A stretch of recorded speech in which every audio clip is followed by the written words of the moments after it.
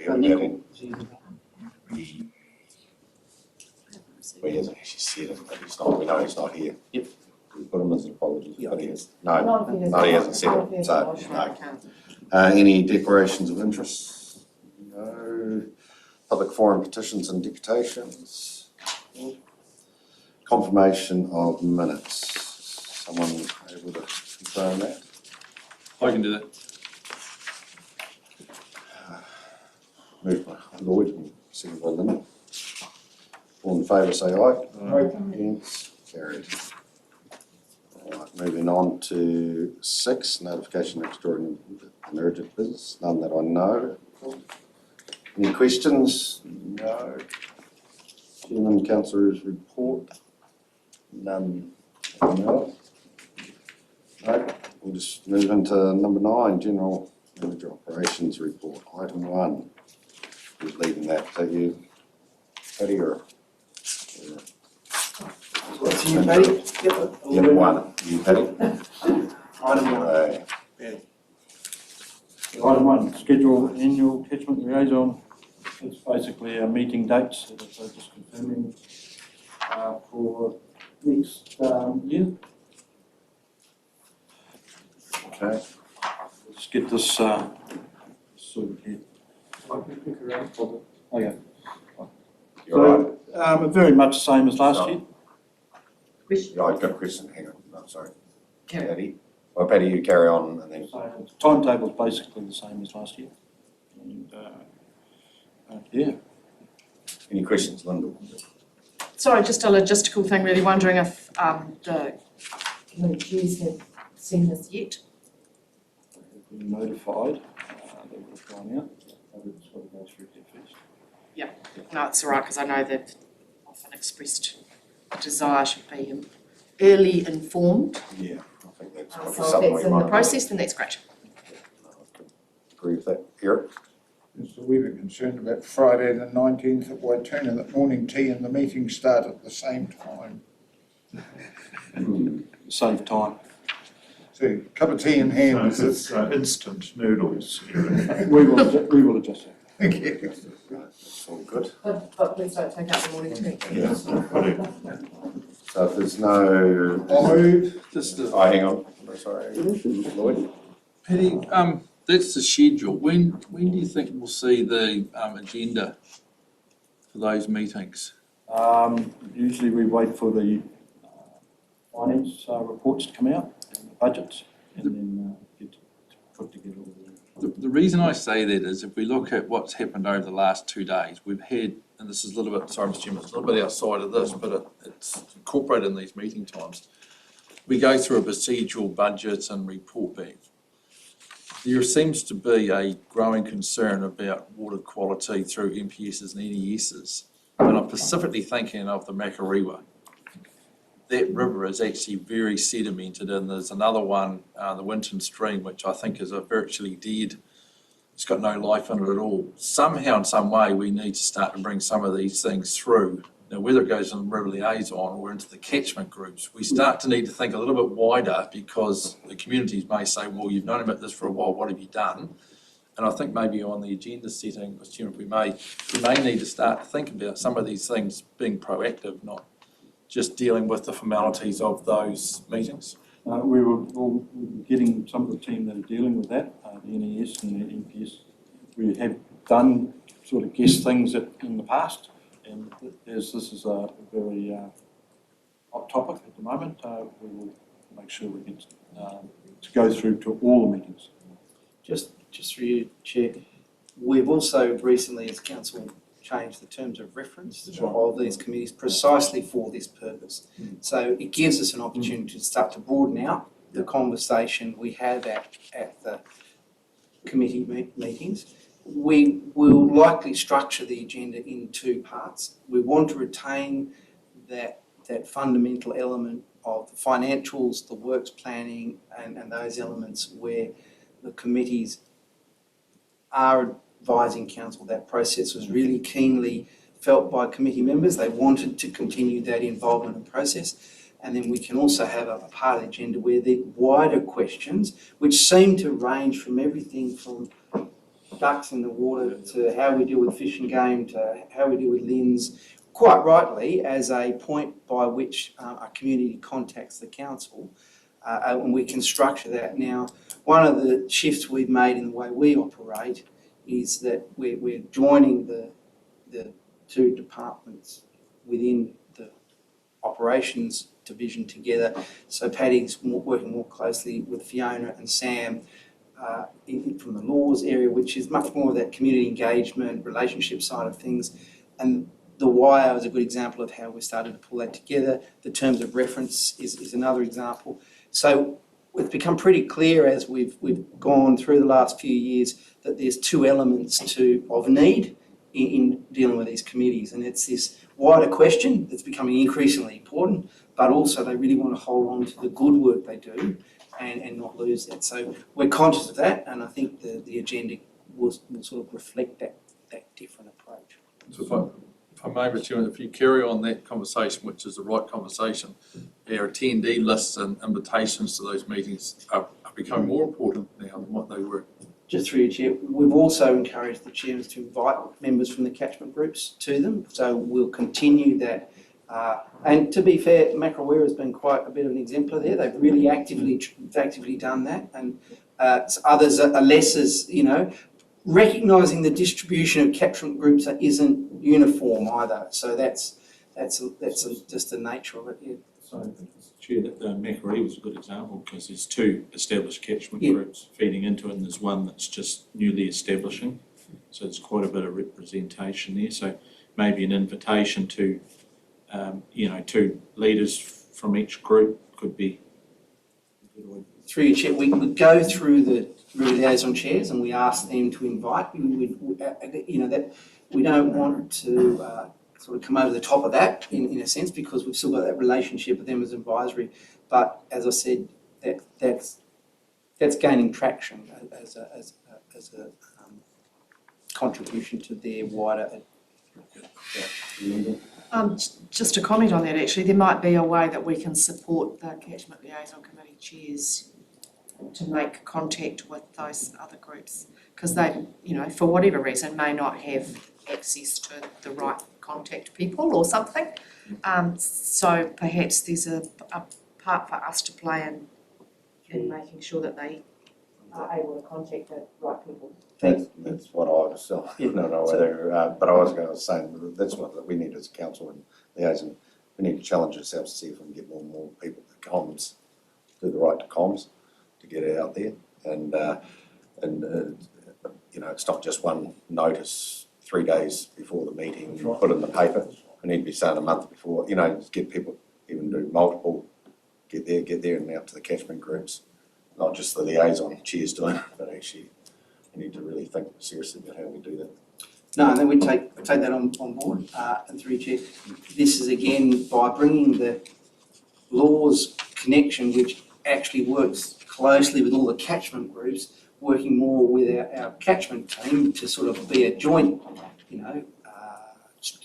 Because there's a natural tension between the two groups because they're in the same centre. Sometimes. We understand. Yeah, but by bringing those two parts of council together in a sort of matrix model that allows your connection with catchment groups through your laws team, and then you've got your connection with your liaison through catchment, we can start to build that. The communications, advertising platforms we use, we'll take advice from comms around that. We need to work on that. And the other things we're obviously developing, the budgets, doing a better, like they've asked for. Yeah. More explanation and And team level different work. details, some of them are as well. Past years to understand. Yeah. That's all good. So someone want to move that, note the report? Eric, someone second it? Lloyd, all in favour, say aye. Aye. Against, carried. Item 2, is that you up, Paddy? Yeah, it's just a verbal update on where we're at with the first one's the flood repair works. We've still carrying on with a lot of the areas, particularly in the Matara, and some areas in the Oriti that we're still doing, but the priorities are now getting lower, so that's quite good. We've targeted all the main issues. one up in the Acton, which is up by Five Rivers, that we're going back to. We couldn't get a proper fix on that, but we need to cover that with clay and things like that. It's all good. So, yeah, there's still a lot of work to be done, but we're going to try and make sure we do that within our budgets at this point in time. Do you want, you got shovel-ready projects and infrastructure strategy for long-term plan? Is that all? Yeah, I just thought there was a hand. Okay, well, do you want specifically for that, David? Yep, go for it. Thanks, Chair. Paddy, just with the gravel extraction, I know I'll go on a bit about it. I'm talking to one of the farmers up in the upper town, and that process doesn't seem to be easy. It's probably a consent. It's a consenting process Yes, at this stage. Are people having the same issues, or is it just, do you get feedback at all on that? We usually, what does happen is it's usually an individual that asks for a gravel consent, and it's like we know that a couple of major companies are looking at it, like in the Mataura, downstream from Mataura. They usually put in a consent. We get to say whether Catchment has an opinion whether it's a good site or if it's not a good site. Usually most of them, because they are a lot there, we're quite happy with that. Going away from trying to dig ponds, because we find that actually causes a lot of issues. But we are usually in favour of getting rid of gravel where it needs to go, when it needs to go. But there's a wider consenting process. It's probably, yes, I'll probably need to talk to consents, because it's a situation where support from it comes from Paddy and his team, and then it seems to get hot. But there is other interested parties that do have they submit to those as well. And look, just to be really clear, we go through a consent process because we're an actor in that space. We're a user of the resource, so we go through a consent process too. So. Questions on that? And go to the next one there. So the next one, shovel-ready projects. As you know, it's just we had in the previous meeting. It was in regards to the consultation. It was very good meetings. There was a lot of everything was in favour. We have received the signed-off contract this morning from the government to start the process of opening up accounts and putting in our first quarterly claim and paying up what we've already spent towards these things. So that's very good that they're going to look at that. Well, they are going to pay previous stuff before the contract was signed.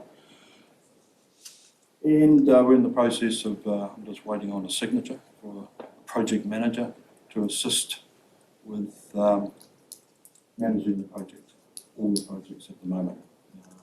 Because we've got to carry on with BAU.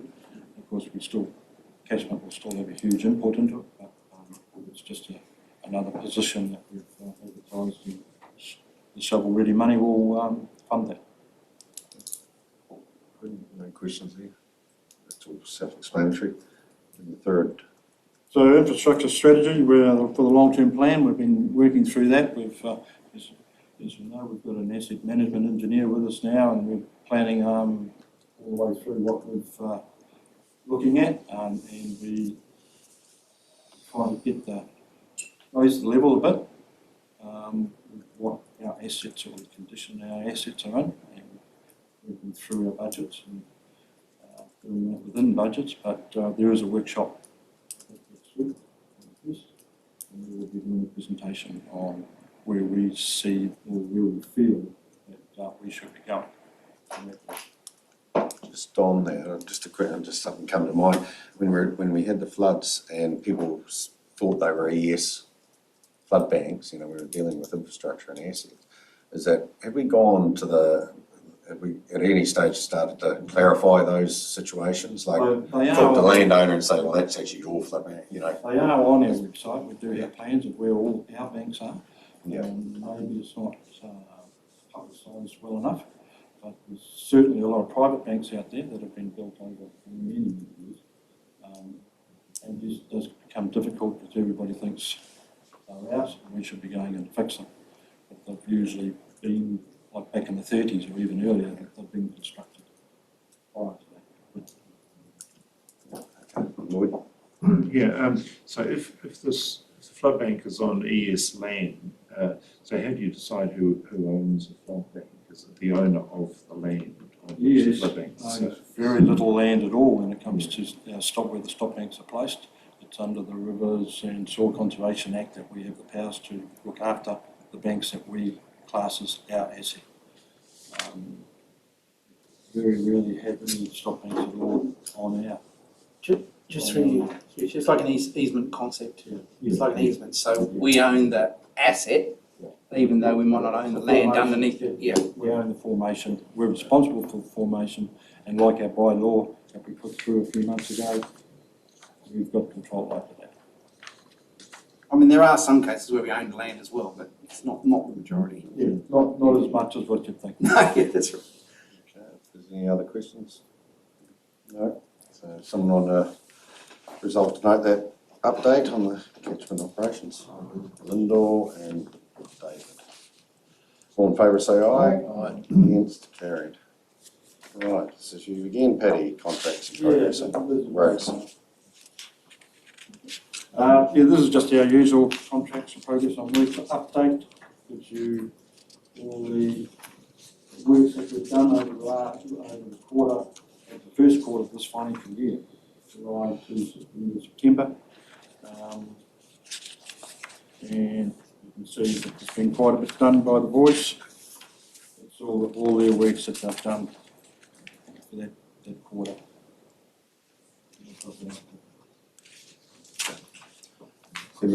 Lloyd? Yeah, thank you. There's a couple of questions. One is about willows. There's quite a lot has been spent on willow work. At a certain point, do you just consider just getting rid of willows like we would on the Marara, just exterminating them rather than a trim or some sort of a haircut or something? Well, most of them are crack willows that we're trying to get rid of, which is basically a national pest. But we do use them in the Oreti a lot for bank protection. But we try and keep on top of them, and sometimes it's best to take them out completely, especially after the recent floods in the Matera catchment. You can see there's a lot of river works in their removal. Basically, they were washed away. We have to go back and lock it, sort of thing, or we will be going back in.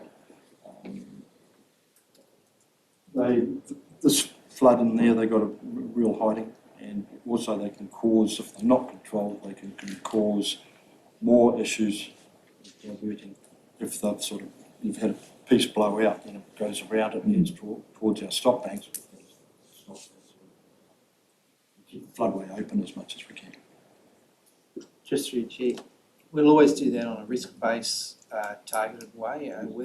Just in terms of both, there's multiple elements in managing a river corridor, aesthetics, cultural, ecological, and all those things. So, scale transition of vegetation needs to be done with a fair bit of care. So what we tend to do is do it on a risk base or stepwise basis. Over time, though, there will be changes in that vegetation structure along the riverways. And at this point in time, we use willows for erosion control, and we also get rid of them. It's just different situations. Do you have another question, Lloyd? Or is that... Well, there is just relating to rock work, because there's quite a bit of expense in rock work as well.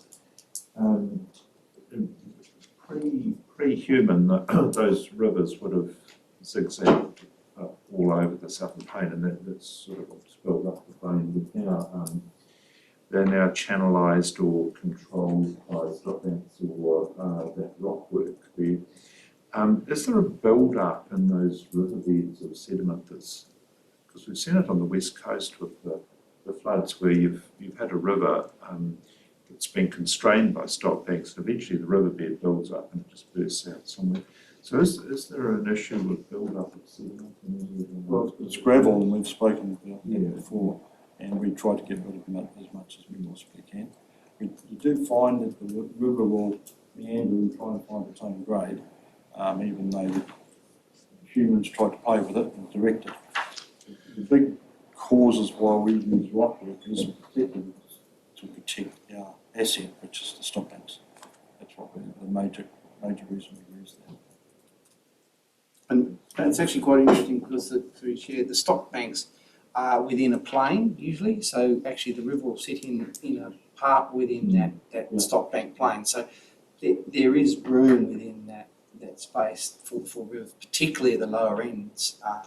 If you look at that, you look at the lower part of Mataura, that is or even a Reti, they're quite wide floodplains bound by the stock banks, and within that space, the rivers, it's not controlled in the same sense that you would, so there is a practical application to try and manage both that tension between a river's desire to do what it wants to do, quite rightly, and our need to put some bounds around that for protection. The Lord. Thank you, Mr. Chairman. Just a kind of detailed question. You realise that I appreciate the importance of the Lake Hawkins pump station, but I see that the inspection costs there are regular and considerable. So could you just talk me through what the inspection involves? The inspection costs, I think, 21.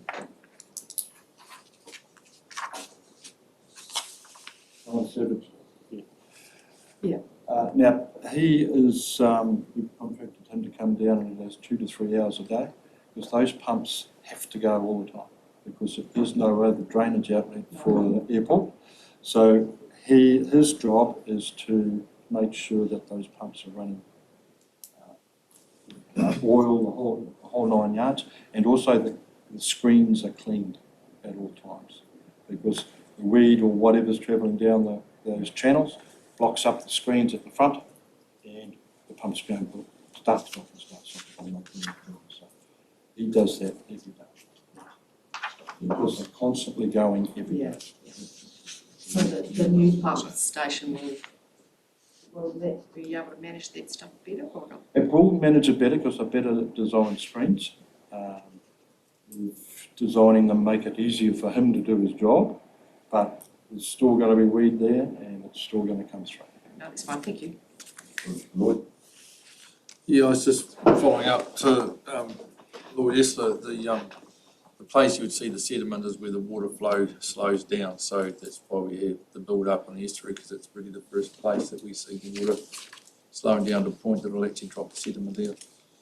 So above in the top end, you've got quite braided rivers. You don't see it to the same extent, but we've got channels down this lower land, flat land.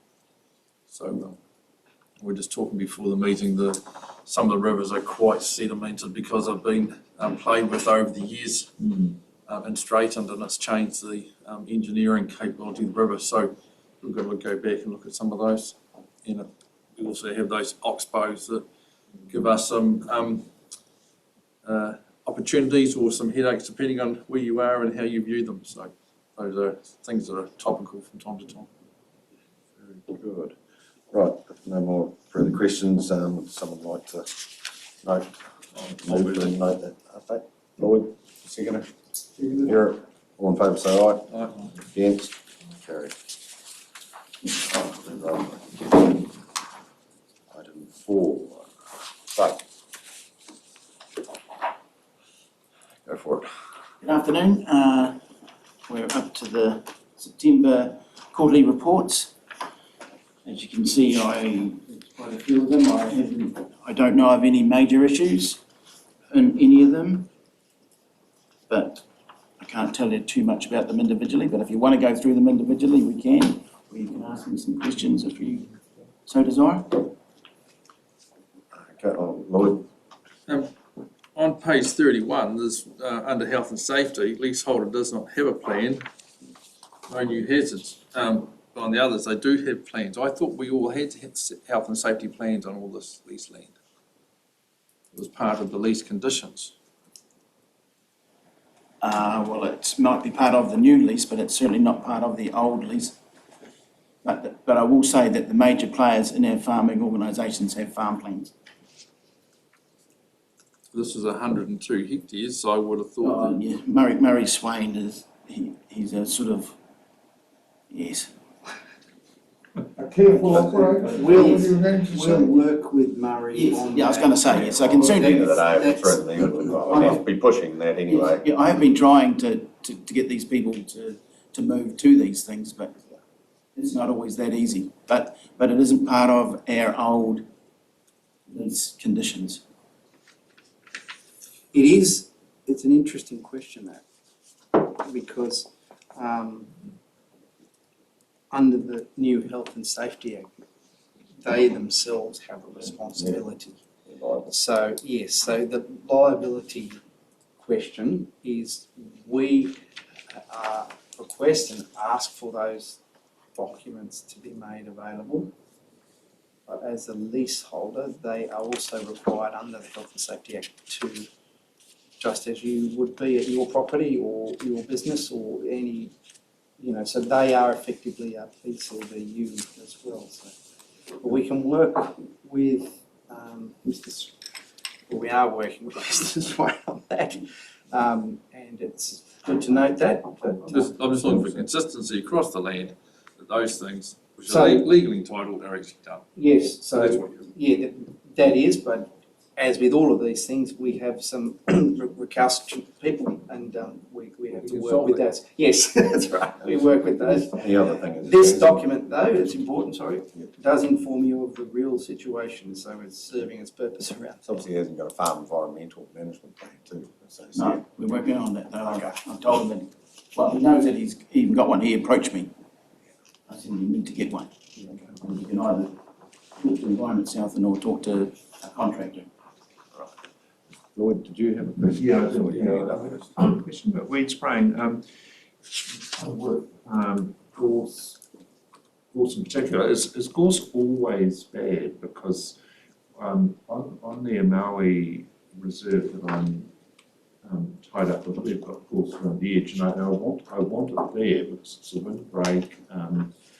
It can't go into the forest because it needs a bit of light, and there's a heap of young natives coming up underneath it. I'm just wondering if some of these leaseholders have got a patch where they might be saying, well, we've got gorse here, but it is it's not a nuisance and it is actually a good benefit. The other one was with ragwort, where I've heard of because there's experiments with some of these weeds with control agents being brought in where someone's been working on a project and then a contractor's come along and sprayed it or mowed it or something like that, whether there's liaison about where these different study sites are. I'll start with the gorse one first. I would have to say that we probably don't have any great areas of gorse anymore on our leased land. We do have it around our bush reserves, especially around the fences and the outside. But I think that we have because I want to keep the integrity of the fence, that we spray around the outside. So that's partly, and as a good neighbour, I guess, if you so desire, so that we don't really have great areas of gorse. We used to have 20 years ago, but not so much now, with us and the lessees together trying to eradicate it. The ragwort, as far as I'm aware, we do actually have some beetles down the Lao Matara on Dave McKenzie's area, and he wasn't really too happy with them because, well, not really happy with them, but they didn't seem to be doing their job. And I know that he liaisoned with Randall Milne and Jesse to Very patient person if you're relying on those. some sort of decision. Well, I guess he didn't want to spray them, Yeah. the ragwort, because they were there, but you know. Talking to Yeah. Can we send a letter, Mr. Show them a sprayer, threaten them. getting working a bit. Present to the Beatles No. collective, sure.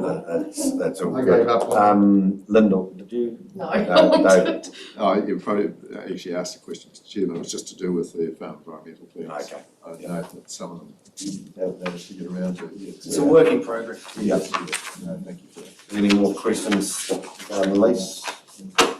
Okay, someone want to, we recommend to receive that?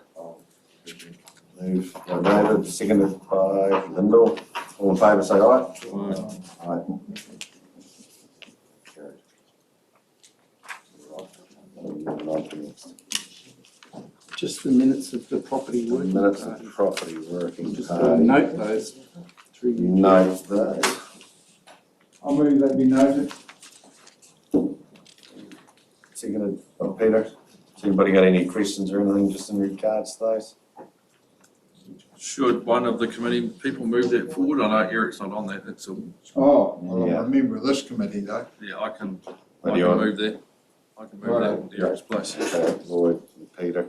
It's obviously something we need to, just in regards to those, I thought we're just noting it, but talking about, because Neil's moved on, just in regards to next meeting, we were gonna have another meeting, were we? It's something I can work with. Yeah, we just need to someone else New to- Amy's taken Oh, over yeah. that role, so Yeah. I can forward that on to Yeah. Amy. Not anything, anyway. We can move her and seconder, haven't we? Yes? Yep, all in favour, say aye. Against, carried. Now, Just a wee comment, if I could, Yes. Mr. Chairman, that the meeting I went to was really good. A lot of complication there. You gave us an invitation to come along later on and you could fill me in on a lot of things, but I need quite a bit of time. Yeah, there's just a lot of history going back, isn't there? Yes, Getting all that into a way that's understandable for new people washing in and washing out.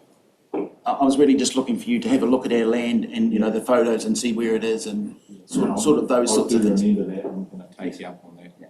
So, it's good to get out there and have a nosy around. But that's all good.